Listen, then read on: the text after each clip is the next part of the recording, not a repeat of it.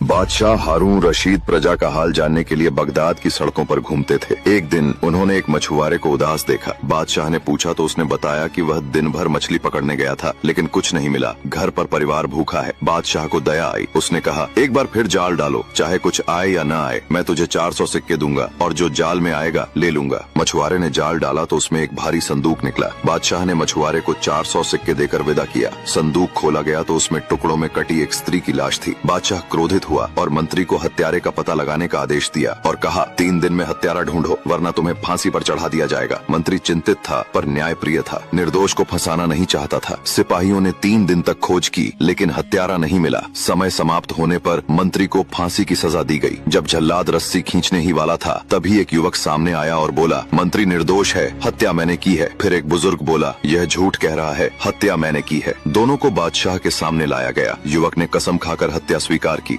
बादशाह ने पूछा, अब सच क्यों बता रहा है? युवक बोला, अनुमति मिले तो पूरी कहानी सुनाऊं, और यह भी चाहता हूं कि यह कहानी लिखी जाए ताकि सबको सीख मिले। बादशाह ने कहा, ऐसा ही होगा। बादशाह ने उस जवान से पूछा, तूने अपनी पत्नी को क्यों काटकर संदूक में भर दिया? जवान ने कहा, मृत स्त्री से 11 वर्ष पूर्व मेरा विवाह हुआ था। हमारे 2 बेटे हैं जो जीवित हैं। मेरी पत्नी अत्यंत सुशील और पतिव्रता थी और मैं उससे बहुत प्रेम करता था। 1 महीने पहले वह बीमार हुई। 2-4 दिन की दवा से वह ठीक हो गई और स्वास्थ्य सूचक स्नान के लिए तैयार हुई। लेकिन उसने कहा, मैं बहुत अशक्त हो गई हूँ, अगर तुम कहीं से मुझे एक सेब ला दो तो मैं ठीक हो जाऊंगी, वरना फिर बीमार पड़ जाऊंगी। मैं उसके लिए सेब लाने बाजार गया, किंतु वहाँ एक भी सेब नहीं मिला। फिर मैं दूसरे शहर गया और शाही बागों से 4-4 दिनारों में 3 सेब लाया और अपनी पत्नी को दिए। वह बहुत खुश हुई। उसने उन्हें सूंघकर अपनी चारपाई के नीचे खिसका दिया और फिर आंखें बंद करके लेट गई। मैं बाजार गया और अपनी कपड़े की दुकान पर जा बैठा। कुछ देर में मैंने देखा कि एक हबशी गुलाम एक सेब उछालता जा रहा है। मुझे आश्चर्य हुआ कि इसे सेब कहाँ से मिला। मैं तो बड़ी मुश्किल से दूसरे शहर से 3 सेब लाया था। मैंने हबशी को बुलाकर पूछा, तुझे यह सेब कहाँ मिला? वह हंसकर बोला, यह मुझे मेरी प्रेमिका ने दिया है। उसका पति 2 सप्ताह की यात्रा करके दूसरे शहर के शाही बागों से 3 सेब लाया था, जिनमें से एक उसने मुझे दे दिया। हबशी तो यह कहकर चला गया, परंतु मैं क्रोध से पागल हो गया। मैंने तुरंत दुकान बंद की और घर पहुंचा। वहां देखा कि चारपाई के नीचे केवल 2 सेब थे। मैंने पत्नी से पूछा, तीसरा सेब कहाँ गया? वह उपेक्षा से बोली, मुझे नहीं मालूम कि तीसरा सेब कहाँ गया। अब मुझे विश्वास हो गया कि हबशी सच कह रहा था। इसका उससे अनुचित संबंध है और यह अचानक मुझे यहाँ देखकर बहाना भी नहीं बना पा रही है। मैं क्रोध और अपमान से अंधा हो गया और मैंने तलवार निकालकर अपनी पत्नी के टुकड़े टुकड़े कर डाले। फिर